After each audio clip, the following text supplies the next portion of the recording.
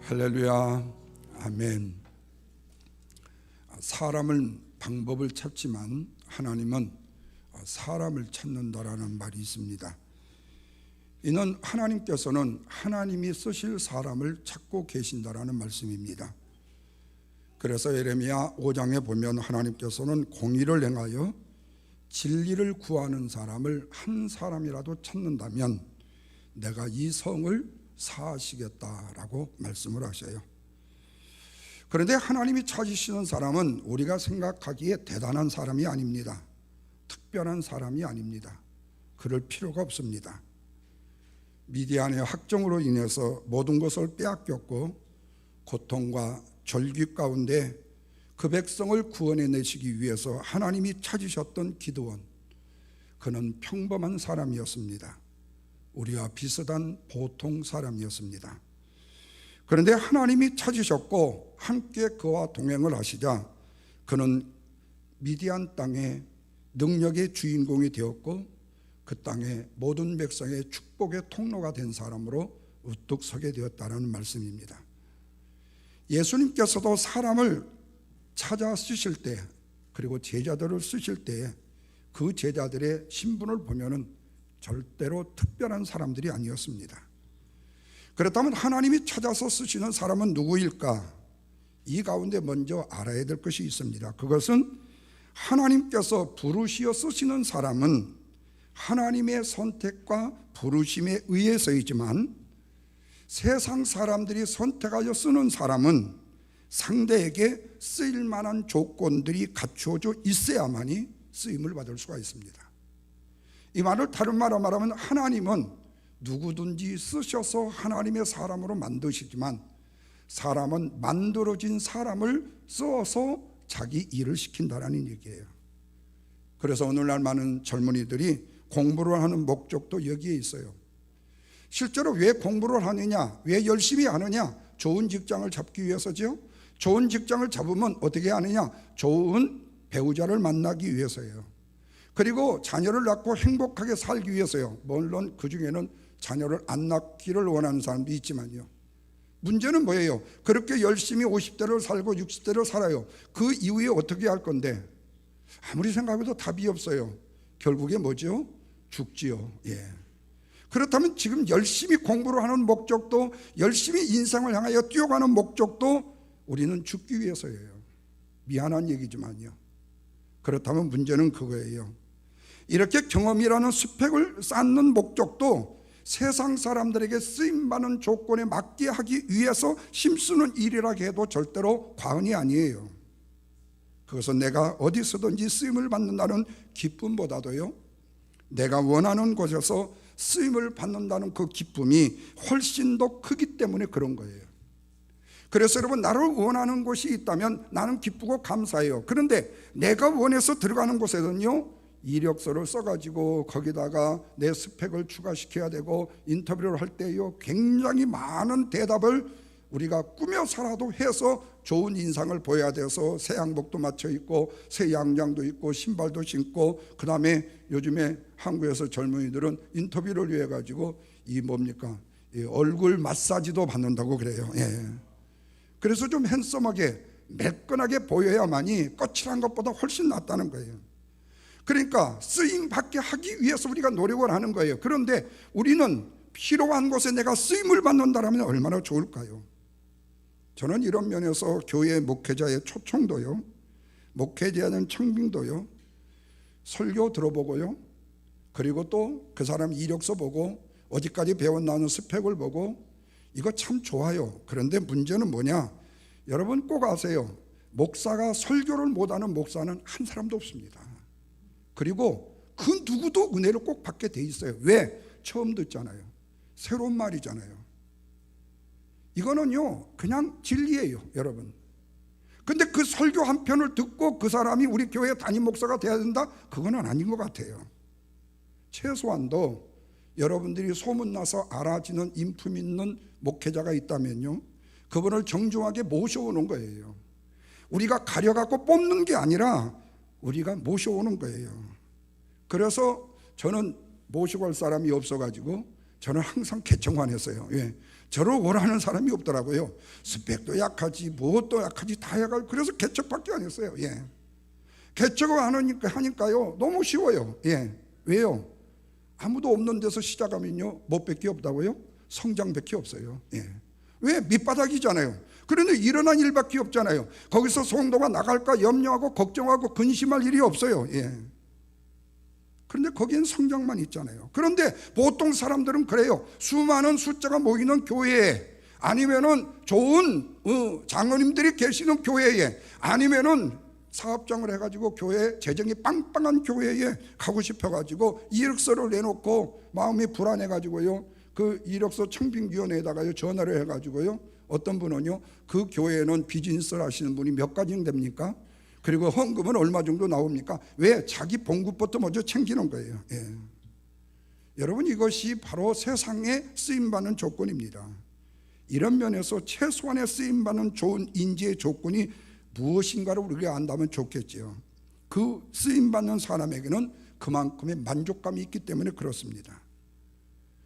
오늘 본문의 말씀은 우리가 이사야 선지가 우시야가 죽던 해에 유다 나라에 큰 걱정과 불안과 그리고 전쟁의 위기가 몰려있는 그때였어요. 나라가 심각한 어려움과 근심 중에 있을 때 성전 깊숙이 들어가 무릎을 꿇고 하나님 앞에 이사야가 기도를 합니다. 그랬더니 놀라운 이상이 그 앞에 나타나요. 그래서 6장 1절에서 5절 말씀을 읽지 못했습니다만 보면 그래요. 하나님께서 높은 보좌에 앉아 계셨는데 그 옷자락이 성전이 가득하고 거기에 천사인 스랍들이 모여있는데 거기에 6날개가 있고 그 중에 2날개로 날면서 서로 찬송하여 크게 외치기를 거룩하다 거룩하다 만군의 주 여호와 하나님이여 그 영광이 온 땅에 충만하도다 그렇게 해요. 그러더니 온 성전의 문지방이 요동을 하면서 성전에서 연기가 가득했다고 그랬어요. 이사야는 기도하는 중에 거룩하고 영광스러운 하나님의 영광을 볼 수가 있었습니다. 그 가운데 무엇을 발견했느냐? 자기가 죄인이라는 사실의 모습을 발견하게 돼요. 뿐만 아니라 하나님의 부르심을 받은 사람에게 주어진 사명이라는 것이 뭐라는 것을 알게 돼요. 그래서 유대 나라의 우시야와 요담과 아하스와 히스기야 왕, 무려 유다의 4대 왕까지에 걸쳐서 예언의 사역을 감당하면서 위대한 선지자로 세움을 입었던 사람이 바로 이사야 선지입니다.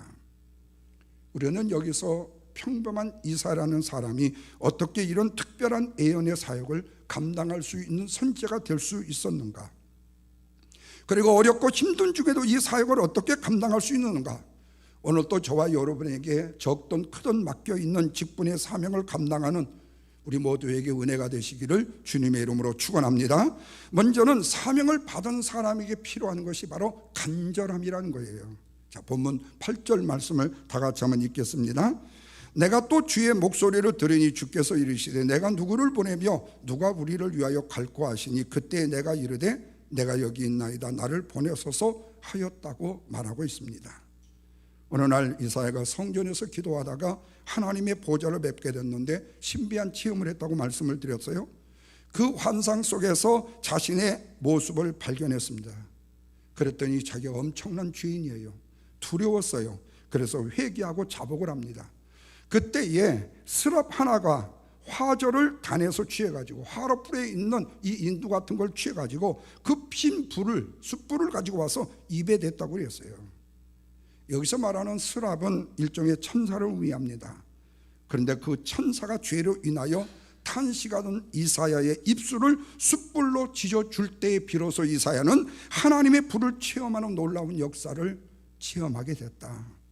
그리고 주를 위해서 감당해야 될 사명의 마음이 마음속에 들끓듯이 간절함이 일어나게 됐다 그래요.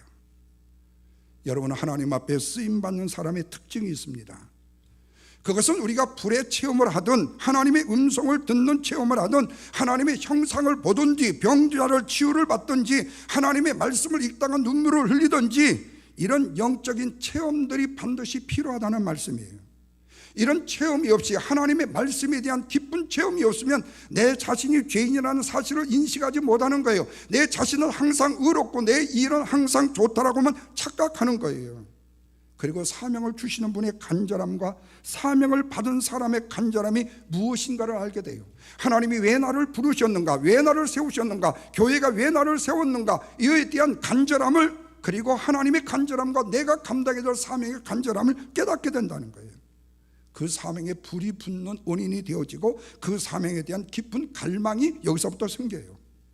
그래서 이사야 선지자는 소명을 주시는 하나님께 누가 우리를 위하여 갈고 했을 때에 제일 먼저 내가 여기 있사오니 나를 보내소서라고 말하게 된 겁니다. 여기서 우리는 하나님의 부르심의 사명을 받은 사람의 소명적인 자세와 사명의 간절함을 보게 되어져요. 그리고 이것이 없이는 아무리 우리가 어떤 사명을 받았다 할지라도 감당하기가 어렵다라는 말씀입니다. 또 하나 여기서 알아야 될 것이 있습니다. 우리가 아무리 성령의 불을 받은 체험을 했다 할지라도, 어떤 능력과 권세를 가지는 체험을 했다 할지라도 내 마음속에 부지런함과 간절함이 없으면 안 된다는 거예요. 아무리 소명을 받았어도 내가 나태하고 게으르게 되면 안 된다는 거예요. 여러분, 아무리 좋은 직장에 내가 취직을 했다 할지라도요, 그 직장에요 지각을 밥 먹듯이 하면은요, 그 아무리 좋은 직장이요 결코 내 직장이 되올 수가 없어요. 다시 말하면 그 직장에 대한 자부심과 그 직장에서 나에게 맡겨준 일에 대한 간절함이 있어야 된다는 거예요. 그래서 그것을 우리는 영적으로 사명이라고 말해요. 설령 억지로 사명을 감당한다 할지라도요 열매가 없어요. 그래서 직장에 출근하는 사람이 기쁨과 감사함이 없이 직장에 출근해가지고 오늘 하루 어떻게 지내냐, 아이고 이놈도 꼴보기 싫고 저놈도 꼴보기 싫고, 이렇게 되면요 직장에 가서 일하는 열매가 없게 되어져요. 그런 직장이라면 안 되죠. 이렇듯이 우리가 예수 그리스도를 나의 주님으로 섬기는 일이나 연약한 교회와 성도들을 섬기는 일들이 결코 호락호락 우리의 입맛대로만 되는 것은 아니라는 거죠. 하나님이 계신다라는 믿음의 확신과 하나님이 나를 부르시고 쓰신다라는 체험이 있어야 되고, 내 안에서 일어나는 사명의 간절함이 내 안에서 불릴 듯 일어나야 된다. 바로 그 사명과 간절함 때문에 80된 모세도요 하나님을 만나 그 심중이 뜨거워졌을 때 쓰임을 받는 지도자로 서게 되어져요. 에레미야도 마찬가지로 하나님의 핍박함에 다시는 전도를 하지 않겠노라고 마음속에 각오 다짐하고 하나님 앞에 여쭈었는데, 하나님의 말씀의 그 중심에 불붙는 간절함이 골수의 사무침으로 말미암아 내가 이 복음을, 이 사명을 외치지 않고는 견딜 수 없다고 안정을 해요. 엘리야 선지자를 보십시오. 850대 1의 대결에서 우상 숭배하는 거짓 선지자들이 지켜보는 가운데서 하늘에서 떨어지는 불로 인해서 물이 가득 젖어 있던 장작불이 제단에서 솟구치며 불타오르는 그 놀라운 하나님의 능력과 갈망함을 만방의 여호와가 참 신이시라는 사실을 증거하는 850대 1의 대결의 승자가 되어지잖아요. 그래서 여러분, 주신 소명과 받은 사명을 따라서 하나님의 살아계심과 그 능력 주심을 많이 체험하면 체험할수록 내 마음속에는 주의 복음을 위한 간절함과 섬김을 위한 헌신의 간절함이 내 마음속에 불릴 듯이 일어나게 된다는 거예요. 아까 기도 중에도 말씀을 드렸죠. 우리가 주님을 위해서 뭘 한다고요? 그래요, 주님을 위해서 뭘 한다고 우리가 얘기할 수 있어요. 그러나 여러분, 주님이 만약 나에게 지혜를 주지 않고 나에게 생명을 지켜주지 않고 내 건강, 육체, 이 사지를 잘 온전하게 지켜주지 않는데 내가 주님을 위해서 무슨 일을 할 수 있을까요? 내 온전한 정신이 아닌데 어떻게 주의를 할 수가 있을까요? 그래서 가장 중요한 것은 건강이라고 그러잖아요. 그런데 문제는 그거예요. 우리가 하나님 앞에 쓰임을 받는다라는 것은 바로 내가 주의 받은 은혜에 감사하는 마음으로 주님을 섬기는 것이지, 내가 주님을 위해서 뭐를 한다라는 교만과 자만의 마음을 버리라는 거예요. 우리 흔히 그런 얘기해요. 내가 교회를 몇십 년 섬겼는데 그래서 어쩌다는 거예요. 그러면 당신이 몇십 년을 섬기면서 받았던 은혜와 축복이 무엇인지를 한번 카운트해 봤나요? 하나님이 당신 같은 사람에게 베풀어 주신 은혜와 축복이 무엇인지를 한번 카운트해 봤나요? 그리고 주님을 위해서 일하는 일이 얼마만큼 했는 것과 주님이 나에게 받은 은혜가 무엇인지 한번 카운트해 봤나요? 그걸 해보면요, 말이 안 돼요. 마치 여러분 똑같아요. 우리 부모가 나한테 뭐를 해줬어요? 나한테 무슨 좋은 재산을 물려주었어, 아니면 나한테 좋은 머리를 물려주었어, 아니면 좋은 건강을 물려주었어. 그래도 여러분, 좋지 않은 건강이라도 부모 때문이고요, 지금 현재 살고 있는 건강함도요 부모 때문이고요, 지금 부모가 얼마만큼 당신의 백그라운드가 되어서 당신을 지금까지 진자리 마른자리 구별하지 않고 키웠다는 사실을 왜 기억을 못하나요? 다시 말하면 본질을 모르는 거예요. 마치 자기는 하늘에서 그냥 부뚝 떨어진 걸로 해요. 땅에서 불쑥 솟아난 걸로 알아요. 어린아이 쪽 한 번도 없이, 또 오줌 마음대로 싼 적도 한 번도 없이 아주 깨끗한 모습으로 태어난 걸로 생각을 하는 거예요. 그러나 우리는 그래요. 하나님의 은혜로 하나씩 자라왔어요. 하나님의 은혜로 차곡차곡 쌓아왔어요. 우리 흔히 그러잖아요. 개구리 올챙이 쪽 시절 모른다고요. 여러분, 오늘 우리의 본분은 좀 생각해 볼 수 있어야 돼요. 왜? 내 모습이 어디 있냐 그 말이에요. 그래서 제가 늘 말하는 게 전북 고창군 무장면 얘기 아니에요? 왜요? 그런 데서요, 그 땅에서요, 무슨요 선한 것이 나겠냐고요? 그렇다고 내가 지금 선하다는 얘기가 아니에요. 내가 이 말씀을 전할 수 있는 능력과 이 사명을 내가 받았다는 것도 하나님이 나에게 주신 간절함이 없다면 안 된다는 거예요. 이 은혜만 생각해 봐도요, 나에게 주어진 은혜가 크고 놀라워요. 저는 한국에서 목회를 안식년에 와서 여기 가서 다시 교회를 시작하면서요, 목회를 개척을 하고요, 이제 모든 문제가 해결이 되고 나서 내가 한국으로 돌아갈 때가 됐어요. 한국 교회에서는 와야 되는 거예요. 그런데 제가 아무리 생각해 봐도요, 한국 교회는요, 내가 없어도요 지금 동안 4년 동안 다 지탱이 됐어요. 우리 미국에 여기서 같이 개척하는 교회는요, 저를 도와준 교회고 제가 은혜를 입었던 교회예요. 내가 은혜를 망각해버리고 내가 배신을 했다면 여기까지 올 수도 없었겠죠. 제가 한국에 와서 좀 더 나은 목회를 했을지도 몰라요. 그러나 저는 최소한도 그것만 했어요. 저를 위해서 미국에 살 수 있도록 그 당시에 저를 케어해주고 돌봐주고 저를 먹여주고 입혀주었던 6명의 개척 멤버의 성도들이요, 제 눈에서는요 떠날 수가 없어요. 왜요? 그 은혜 기억되기 때문에 오늘의 여기까지 제가 오게 된 거예요. 물론 한국에 있었으면 더 큰 목회를 하고 더 유명한 목사가 되었을지도 몰라요. 그것도 내가 하는 얘기예요. 여러분들은 아니지만, 그러나 중요한 것은 그거예요. 은혜를 잊어버리면 안 된다는 거예요. 이거는 배운 망덕이 된다는 거예요. 그래서 하나님을 위해서 은혜를 입었다면 우리는 하나님을 위한 간절한 마음이 있어야 된다. 그래서 하나님의 살아계심과 능력 주심을 많이 체험함으로 말미암아서 주의 복음을 전할 수 있는 간절한 마음이 내 삶 속에 일어나야 되고, 섬김과 간절함이 내 마음속에 불밑이 일어나야 된다. 바라기는 저와 여러분이 이사야처럼 이렇게 쓰임받는 종들이 되시기를 주님의 이름으로 축원합니다. 두 번째로는요, 간절함을 이룰 수 있는 유능함이 필요합니다. 자, 내 마음속에 지금 불리듯 간절함이 있어요. 뜨거운 열심이 있어요. 그런데 그것을 이루려면요, 유능함, 지혜와 통찰력이 없으면 안 돼요. 9절 보십시오. 다 같이 읽습니다. 여호와께서 이르시되 가서 이 백성에게 이르되 너희는 듣기는 들어도 깨닫지 못할 것이요 보기는 보아도 알지 못하리라. 이 말을 전하를 해요. 이 말을 한마디로 말하면 죄송한 표현이에요. 너희들은 멍텅구리들이야. 너희들은 죽을 수밖에 없어. 너희들은 그게 필연이야. 근데 이 말씀이 뭐냐? 이스라엘 백성들의 영적인 상태라는 거예요. 이 말을 하면 이스라엘 백성들이 시험이 들어요. 자기를 죽이려고 해요. 그런데 보십시오. 10절과 12절에 이 백성의 마음을 둔하게 하며 귀가 막히고 눈이 감기게 하라. 그들이 눈으로 보고 귀로 듣고 마음으로 깨달아 다시 돌아와 고침을 받을까 하노라. 이 말은 뭐죠? 쟤들이 차라리 이 상태에서는 하나님을 더 이상 알지 않았으면 좋겠어요. 그러니까 저대로 그냥 세상 말로 말하면 죄송해요, 망하게 내버려 두어 이거예요. 그런데 이사야가 뭐라고 그러죠? 그러면 어느 때까지입니까? 어느 때까지입니까? 이 땅 가운데 황폐한 곳이 많을 때까지니라, 그렇게 말씀해요. 이 말은 뭐죠? 이스라엘은 폭삭망해야 된다는 거예요. 그리고 바벨론의 포로로 다 잡혀가야 된다는 거예요. 왜? 우상을 숭배했기 때문에. 하나님의 그 놀라운 은총과 사랑을 쉼없이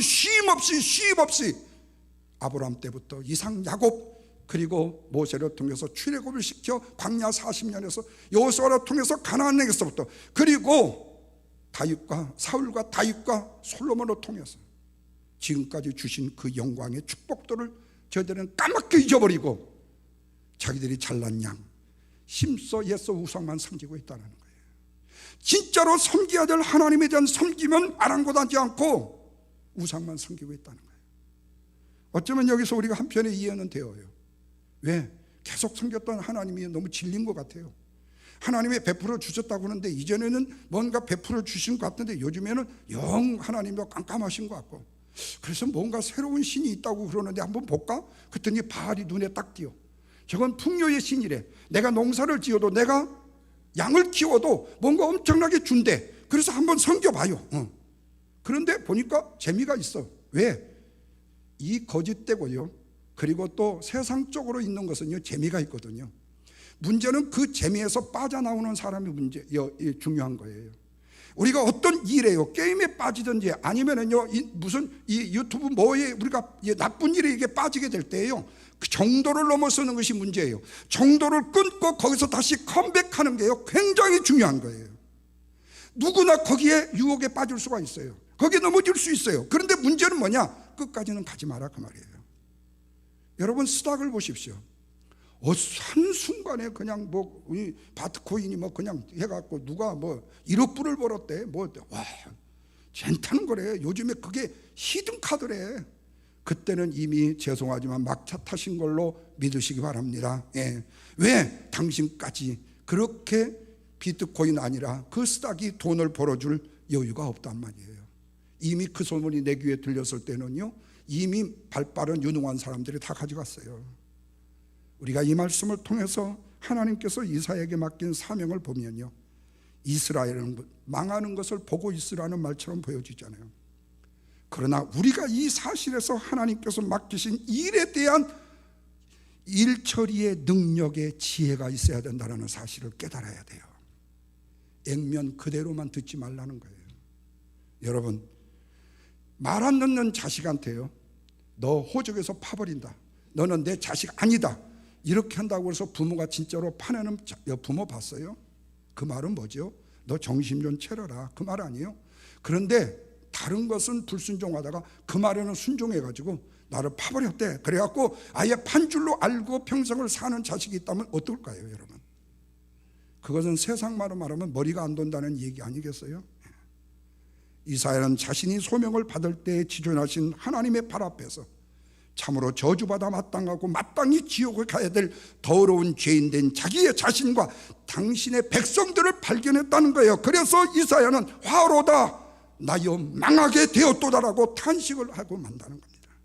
이렇게 이사야가 자신의 죄를 자각하고 절망을 했을 때 스랍 하나가 화저에 단에서 핀 이 숯을 가지고 와서 그 입술에 대면서 이것이 내 입에 닿았으니 내 악이 사하여졌고 내 죄가 사하여졌느니라고 죄사함을 받는 주의 축복을 누리게 돼요. 하나님께서는 자기가 죄임을 시인하고 이사야의 죄를 깨끗이 용서하여 씻어 주셨던 것이죠. 다시 말하면 내가 죄인됨과 내가 연약함과 내가 부족함과 내가 어리석음을 하나님 앞에 내어놓는 거예요. 그래서 여러분, 우리가 항상 교만한 사람한테는요 이기는 사람이 있어요. 아무리 교만해봐도요 그 교만을 물리쳐 이길 힘 있는 사람이 있어요. 그런데 겸손한 사람은 이길 세상 사람이 아무도 없어요. 겸손한 사람 앞에는요 절대로 이길 사람이 없어요. 내가 잘못했어요, 용서해 주세요, 그러면서 싹싹 비는데요 그거에다가 벌을 내려요? 아니잖아요. 근데 끝까지 잘났다고, 끝까지 내가 잘했다고 계속 하는 거예요. 상황 형편 모든 것도 알지 못하면서요. 그러면요 내가 아무리 내 자식이라도요 참 답답하고 힘들어요. 그렇다면 내 자식을 내버려야 됩니까? 여러분, 요즘에 아주 유명한 그 넷플릭스의 영화 중에, 영화인가요? 이게 슈립이라는 드라마가 있어요. 한번 여러분 보십시오. 정말로 강력하게 추천을 해요. 왜냐하면 그 슈립이라는 말 뜻이요 우산이라는 뜻이더라고요. 우산이 뭐냐면요 그 왕 아들이 수도 없이 많아요. 근데 그 엄마들이요, 전부 다 아들을 위해서요 맹렬히 싸우는데 그 중전 김혜수로 나온 그분이 그 지혜를 보십시오. 심지어 작은 아들이 밖에 가서 바람 피워서 애를 낳았어도요 그걸 책망을 하지 않고요 그 자식으로 하여금 깨닫게 해서 그 자식을 훈계하고 그를 교육하고 만들고요. 세층간은요 이 뭡니까 그 여장하고 이거 하는 이거예요. 여색 이거 하는 이 화장하고 하는 애예요. 근데 걔를요 사랑으로 품어서요 진정한 자기의 자식으로 만들어요.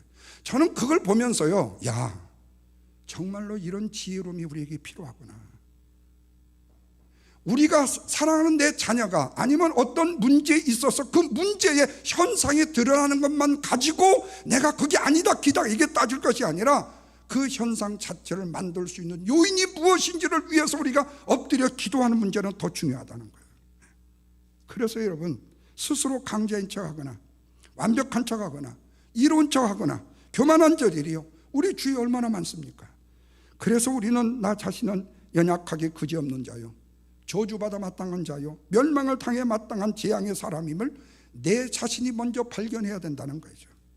자신을 바로 바라보지 못한 자는 자신의 구원은 물론이고 영혼 구원에 유능한 사람으로 쓰임받을 수가 없게 된다는 거죠. 그래서 여러분 직분자를 뽑을 때에도 성령과 지혜가 충만한 칭찬 듣는 사람을 찾는다고 그러잖아요. 여기서 유능한 사람에게 두 가지의 지혜가 필요합니다. 첫째는 스케일입니다. 두 번째는 디테일입니다. 나무만 보지 말고 숲을 보아야 하듯이 전체를 보는 눈을 기르라 그 말이에요. 현상 자체에 꼬질꼬질하게 거기에 묻히지 말고 좀 넓게 볼 수 있어야 하는 말이에요. 그 넓게 보지 못하면요 사람이 마치요 시야가 좁은 사람으로 드러나게 되어져요. 열매를 거둘 수가 없어요. 그래서 디테일에 강해야 되고요 스케일이 필요해요. 다시 말하면 하나님의 시각으로 보는 스케일이 필요해요. 넓은 시각이 필요해요. 그리고 구체적인 디테일이 필요해요. 디테일이 없으면요 한 사이클을요 제대로 끝까지 돌리지를 못해요. 그래서 열매가 없어요. 이사야 선지자는 바로 이 두 가지의 유능함이 있었습니다. 몇 주 전에 제가 쓴 칼럼 중에 어느 선교단체 후보생 모집에 대한 내용을 썼었죠. 새벽 5시에 선교사 후보생들을 모이라는 공지를 받았습니다. 어떤 한 후보생이 찾아갔어요. 약속된 시간 새벽 5시가 돼서 사무실 앞에 기다리고 있는데 도무지 문이 열리질 않아요.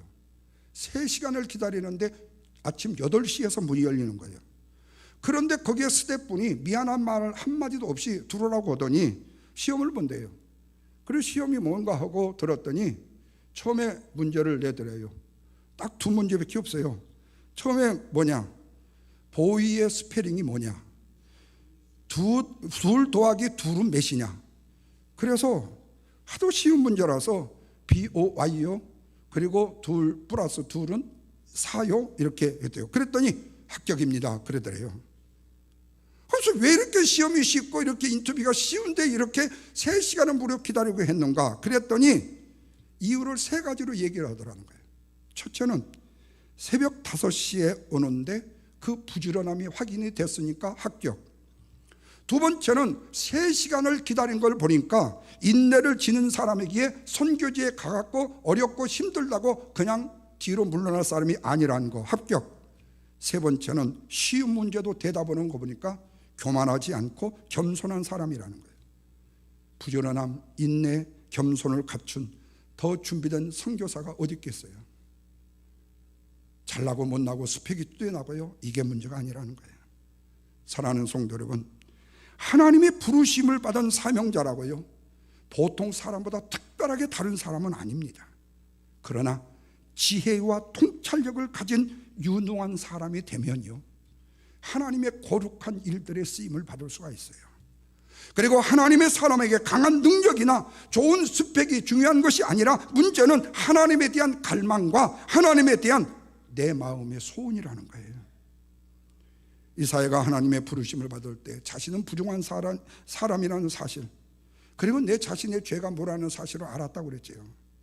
먼저 자신의 죄악을 회개함으로 유능한 사람임을 확인한 겁니다. 그리고 나를 보내소서라고 부르심에 응답을 한 거예요. 그 부르심의 조건은 특별하지가 않았습니다.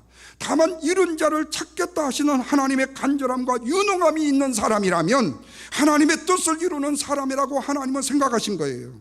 이런 사람에게 조건과 자질보다도 중요한 것이 뭐냐? 하나님의 사명을 위한 간절함과 하나님의 일을 처리할 수 있는 유능함, 지혜와 통찰력을 보고 맡기면 된다는 거예요. 이 아름다운 두 가지의 축복이 있기를 주님의 이름으로 축원합니다. 마지막으로 이 유능함을 이룰 수 있는 소속감이 필요합니다. 자, 13절입니다. 다 같이 한번 읽습니다. 그 중에 10분의 1이 남았을지라도 이것도 황폐하게 될 것이니 밤나무와 상수나무가 배움을 당하여도 그 그루터기에 남아있는 것 같이 거룩한 씨가 이 땅에 그루터기니라 하시니라. 여기서 불순종하는 이스라엘을 심판하시지만요, 그루터기는 남는다고 말씀하셔요. 근데 그 거룩한 씨가 이 땅에 그루터기라고 말씀하셔요. 여러분 마운틴 레인이어 가시다 보면요, 그 엘비라는 곳에 가면은 그 마차 그 인도 있고 모텔 인도 있고, 그 다음에 거기에 보면 카페도 있고 거기 피자집도 있어요. 그런데 그 바로 가기 전에 그 마운틴 레인이어서 내려오는 물을 막아놓는 댐이 있습니다. 근데 그 댐이 물이 빠졌을 때 여러분 보십시오. 거기 보면요, 이만 시간 기둥 뿌리가요, 나무 뿌리가요, 그 밑바닥에 쫙 깔려 있어요. 그거를 비워내고 댐을 막고, 그걸 비워내고 댐을 막으니까 물이 올라와요. 그런데 그 물이요, 차게 되면요 이 나무 뿌리까지 올라가죠. 물이 빠지게 되면 빠져요. 그런데 지금 저 댐이 언제 막은지 확실히 모르겠습니다만 지금까지도요 그 뿌리가요 썩지 않고 있어요. 여러분, 뿌리라는 것은요 그만큼 생명력이 강한 거예요. 그런데 거룩한 씨가 이 땅에 그루터라고 하신다면 이건요 말도 못해요. 하나님께서 이사야 선지에게 말씀하신 것은 뭐예요? 하나님께 속한 자라는 자기의 확신이 필요하다 그 말이에요. 네가 하나님 앞에 속해 있느냐, 아니면은 세상에 속해 있느냐, 아니면 네 명예와 네 권력과 네 힘에 속해 있느냐, 이게 중요하다는 거예요. 살아도 주를 위하여 죽어도 주를 위하여 죽을 수 있는 소속감이 너에게 있느냐는 것이 중요하다는 겁니다. 우리에게 그런 사람이 되기를 원하시는 거예요. 유능함만이 능사가 아니라는 거예요. 간절함만이 능사가 아니라는 거예요. 소속이 분명해야 되는 거예요. 소속이 분명하지 않으면요 팀킬러가 되는 거예요. 팀을 죽이는 사람이 돼요. 바로 가룟 유다와 같은 사람이 되어지기가 쉬워요. 여러분, 우리가 잘 아는 기드온 300용사 이야기예요. 하나님이 함께 하신다는 확신을 가진 한 사람 기드온의 외침으로 인해서요 각 지파에서 모인 군사가 32,000명이었습니다. 엄청난 미디안 연합군에 비하게 되면요 숫자는 아직도 부족해요. 그런데 하나님께서 기드온에게요, 야 기드온아, 32,000명이 너무 많지 않니? 그 중에 전쟁에 나가서 싸워서 두려워하기를 원하는 자들은 다 집으로 돌아가라고 해라. 그러면서 누구든지 두려워 떠는 자는 돌아가라. 기드온의 말을 듣고 돌아간 사람이요 10,000명이에요. 그러니까 22,000명이 돌아가 버렸어요. 32,000명 중에서 22,000명이 돌아가 버렸어요. 이제는 10,000명밖에 남지 않았습니다. 그런데 하나님께서요 이 10,000명의 숫자도 너무 많다는 거예요. 그래서 그거 어떻게 할까요? 그랬더니 이들을 물가로 데리고 와가지고 물을 마시는 것을 명령을 하라는 거예요. 이때에 개처럼 엎드려가지고 물을 핥아먹는 자를 한편에 세우고, 무릎을 꿇지 않고 손으로 물을 떠먹들이키는 자를 다른 편에 세우라 하시네요. 그리고 기드온에게 하나님이 말씀하셔요. 물가에 도착해가지고 무릎을 꿇고 물을 마신 사람들은 9,700명이었으나 손으로 물을 움켜잡고 핥아먹는 사람이 300명이었다. 하나님은 어떤 상황에서도 긴장을 풀지 않고 주의를 살피면서 물을 핥아먹는 300명을 남기고 나머지는 모두 다 집으로 돌려보냈어요. 그래서 기드온의 정예부대 300명이 탄생하게 된 겁니다. 여러분, 이 용사들이 누군지 아셔요? 바로 소속감이 분명한 용사들입니다. 여러분, 우리가 주의를 하는데도 그래요. 힘들어서 편한 거 찾겠다? 도망가는 다수가 많겠죠. 아이고, 누구도 도망가고 누구도 도망가고 다 도망가네. 나도 보따리 싸고 같이 갈까? 예. 그러나 여러분, 그 중에서도 한 사람의 용기 있는 사람이 중요하다는 거예요. 믿음의 확신, 나에게 주어진 소명에 대한 확신을 가진 사람이 필요하다는 거예요. 여러분, 주일학교 교사 아무나 하나요? 아유, 숫자 그러니까 그냥 당신이 해. 아니면 중고등부 교사요? 아니면 교회의 어떤 일들이요? 이게 아무나 하는 거예요. 그렇지 않아요. 한 영혼을 구원하기 위한 확신이 필요한 사람에게 맡기는 거예요. 그리고 어렵고 힘들지만 용기 있는 사람에게 맡기는 거예요. 이 교회는 주일학교가 이렇게 약해, 에이, 뭐 그냥 좋은 데로 가야지, 이게 아니라 이렇게 약하면 약함만치 그 주일학교를 위해서 기도하고요, 한 영혼을 품고 더욱더 목사의 심정을 가지고요, 단독 목회하는 목회의 심정을 가지고 주일학교 교사가요, 주일학교 지도교사가요, 중고등부 지도교사가요, 이 사명을 감당하는 거예요. 그 사명이 있을 때예요. 그 한 사람 때문에요, 기관이 부흥되고 교회가 부흥되는 역사를 이루는 거예요. 사랑하는 성도 여러분, 인류 역사의 변천사를 바라보면요, 여러 사람이 아닌 사명의 한 사람을 통해서요, 인류의 역사가 바뀌어가는 역사가 얼마나 많은 일인지 몰라요. 더 확실한 것은 그래요.